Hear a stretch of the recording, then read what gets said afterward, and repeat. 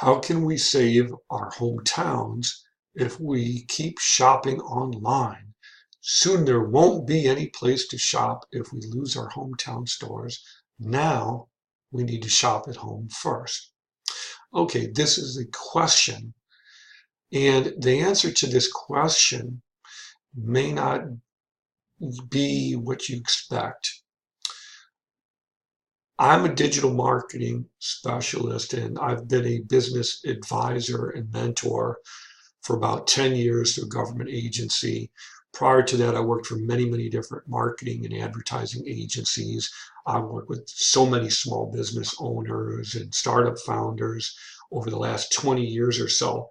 Um, I've seen just about everything. And honestly, I wouldn't even be answering these questions if I didn't feel like I knew something at this point and had something to contribute.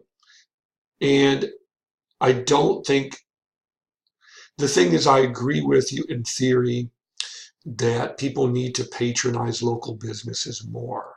However, many, many local businesses that are new, especially, and many that are even established, just don't run things the way that they should or could or know what they're doing. And and I think that's why so many people prefer to shop online. Why would you get in the car and drive for an hour and go sit in traffic and risk getting in an accident and dealing with all the drama of parking? And if you live somewhere right now where there's blizzards and inclement weather, you can literally lose your life going out there trying to get things done. Why would you go through all that when you can just order it online? So what can the small business do locally? I've got to tell you, the onus is on them to take responsibility. There is no reason why local small businesses cannot invest in digital marketing and sell their items online and take payments online. Um, I live in Southwest Florida, and honestly, I can drive down the street and there are more businesses that are not online than those that are. And for almost every single business, they could either improve their online presence and find ways to accept payments online for services, offer come to your home services in return for a little bit more. Um, there's no business out there that could not accept payments online for services or goods or provide more competitive services with Amazon and eBay and all the online shopping that's available. They just won't do it. It's not that they can't, because let's get real. For a few $1,000s, any business out there can effectively go online and take payments and deliver services and become more competitive.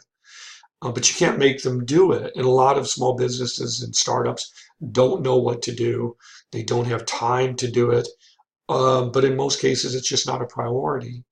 You know, um, I know many, many restaurants locally that don't have websites. They just don't have them. And if you look them up on Yelp, you look them up on Google, if you go to Google and look up the type of food that you want, the majority of business or restaurants, let's just say, aren't online. So I have to physically get in the car and go look for restaurants because they're not online. They don't have reviews. They don't deliver. They don't take payments online. They just won't do it. Um, with that expansion, yes, it costs money to do these things, but you're also going to make more money back in return and grow exponentially. Everybody wants to be able to order online. Everybody wants home delivery. But you can't make people do it. So I would say that the answer to that question is not really black or white. I think that the onus really needs to be more on the business owner to really be more open-minded and really embrace digital marketing, embrace internet marketing, whatever you want to call it. Um, and that's really how you become more competitive. I'll never forget, it was a very moving experience for me when I was first building my individual business. There was a local coffee vendor. He was a really nice guy, and I felt for him. He was selling his coffee roast, his individual custom coffee blends out of the trunk of his car.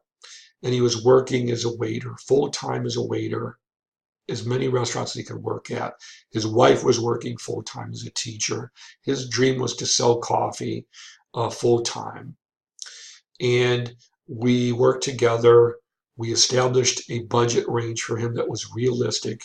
We worked out a plan that he could budget for this gradually while he was working, while everybody was doing things. And I guaranteed him results because I knew he needed that. He was hurting. But I could guarantee results. If he did things the way that I suggested, he'd make more money. And at first he didn't believe it. Long story short, we built him a beautiful, mobile, responsive website.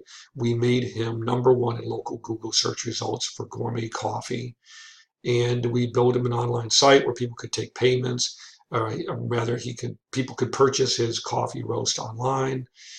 And long story short, because he was a waiter and so aggressive in marketing the business and believing in the business, and he was in people's faces all the time as a waiter, he could just give people his card left and right.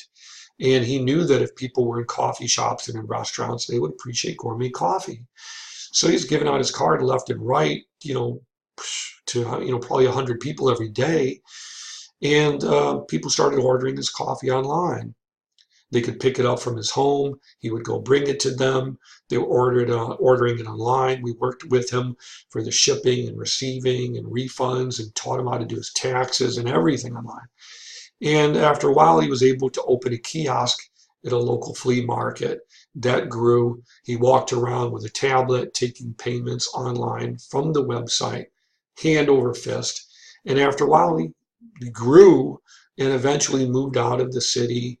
And I don't know what eventually happened to him, but he just kept on growing and building more clientele. And that's just an example of what you could potentially do if your heart is in it.